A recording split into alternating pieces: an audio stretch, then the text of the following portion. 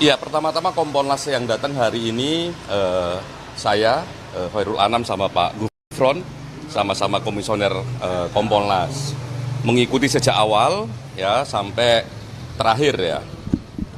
Terakhir ini artinya sudah ada pendalaman dan sebagainya, tinggal memang narik kesimpulan, walaupun masing-masing peserta gelar sudah memberikan pandangan, tinggal disusun. Lah, apa yang terjadi di dalam? Yang terjadi di dalam menurut saya, pertama, mekanisme yang dilakukan menurut saya sangat baik ya, kredibel. Masing-masing pihak maupun pelapor Dumas, terlapor Dumas dikasih kesempatan untuk menjelaskan apa yang menurut mereka penting untuk disampaikan. Ya, termasuk juga tidak hanya prinsipalnya, tapi juga ahlinya. Terlapor juga begitu, tidak hanya mereka pengacaranya, juga ahlinya. Di samping ahli dari masing-masing pihak, juga ada ahli dari Bareskrim tadi, terus juga ada dari Wasidik untuk menjelaskan bagaimana komposisi dan sebagainya. Sehingga dari segi proses kredibel. Salah satu yang menjadi plus dari kredibilitas proses ini melibatkan kami. Jadi ada Kompolnas, ada Ombudsman, ada DPR juga, tapi tidak bentar saja, nggak sampai selesai ya. Tapi yang sampai selesai kami sama Ombudsman. Nah, bagaimana itu terjadi ya? Kami dikasih kesempatan juga untuk menanya banyak hal. Ya, banyak hal kami konfirmasi dan sebagainya.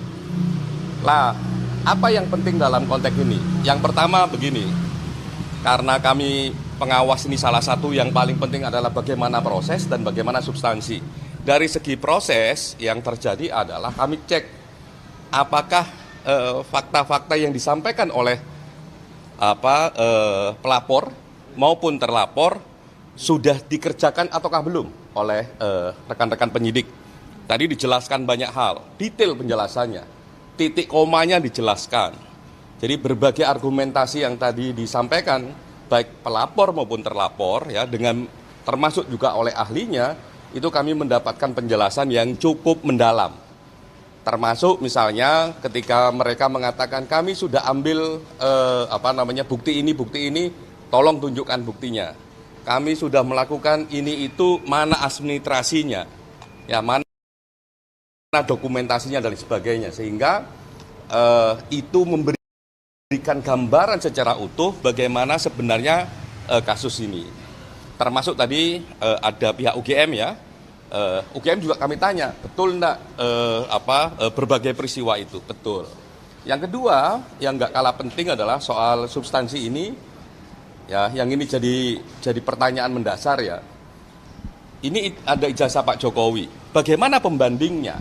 Lah, bagaimana proses membandingkannya ijazah itu dengan ijazah yang lain? Lah, ternyata yang dibandingkan itu tidak hanya soal ijazahnya.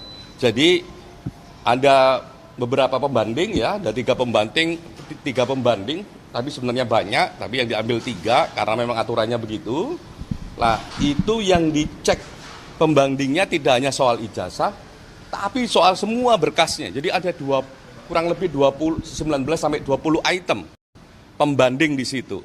Sehingga kita bisa tahu nih, betul enggak. Nah, dalam konteks perbandingan itu yang dicek per dokumen ya, per dokumen dicek, terus kondisi common historicalnya dicek.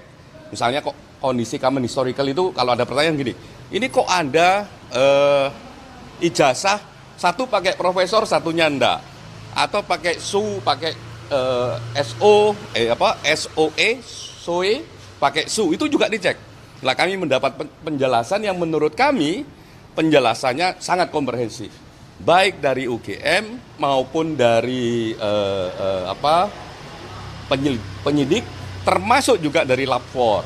Jadi lumayan itu penjelasannya.